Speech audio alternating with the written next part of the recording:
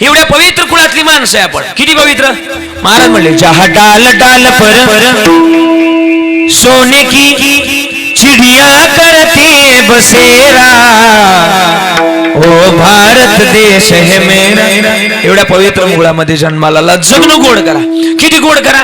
आपण ज्या राज्यात जन्माला आला, या राज्यामध्ये आपण जर जन्माला आलो तर ही भूमी कोणाची. मला उत्तर अपेक्षित आहे तुमच्या सगळ्यांकडून. आपण ज्या राज्यात जन्माला आलात ही भूमी कोणाची. दादा बोला चालायचं. पोरं जरा बोला चालायचं. हा हा हा महत्वाचं. कोणाच्या भूमीत. साधू संतांच्या. कोणतं राज्य. आपण ज्या राज्यात जन्माला आलात या राज्याचं नाव आहे कर्नाटक राज्य. हा म्हणताय मेडिकल वाले तुम्ही तरी खरं बोला चला. असं हा हा ते म्हणतात. हा म्हणतात कर्नाटकातच जन्माला आला. हा कोणतं राज्य जरा बोला. कोणतं महाराष्ट्र राज्य.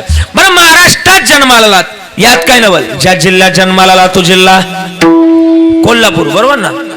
धुळे जिल्हा. आणि धुळे जिल्हा म्हटलं का माझा आवडीचा जिल्हा आहे महाराज. का माहिती का. धुळे जिल्हा म्हटलं का आयराणी भाषेचा बालेकिल्ला. बरोबर ना. वाजवली तर तुम्हाला स्वाभिमान असेल तर टाळी वाजवली असते. हा कोणता जिल्हा तुमचा. आई बोला ना. कोणता जिल्हा. धुळे जिल्हा. मला वाटतं सगळ्यात जास्त कीर्तनाची आवड असणारा जिल्हा धुळे जिल्हा. कीर्तन परंपरेवर प्रेम करणारा जिल्हा धुळे जिल्हा. सगळ्यात जास्त पंढरपूरची आळंदीची वारी करणारा जिल्हा सुद्धा धुळे जिल्हा.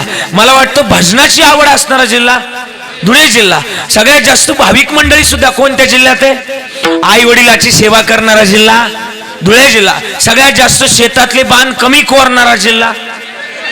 कमी म्हटलंय. आणि सगळ्यात जास्त कोरोनाच्या काळात डॉक्टर म्हणले का बाबा तुमचं कॅल्शियम कमी झालंय का माळा घालून माळा काढणारा सुद्धा जिल्हा पलीकडचा आपला नाही. एवढ्या पवित्र आणि पावन मातीमध्ये जन्माला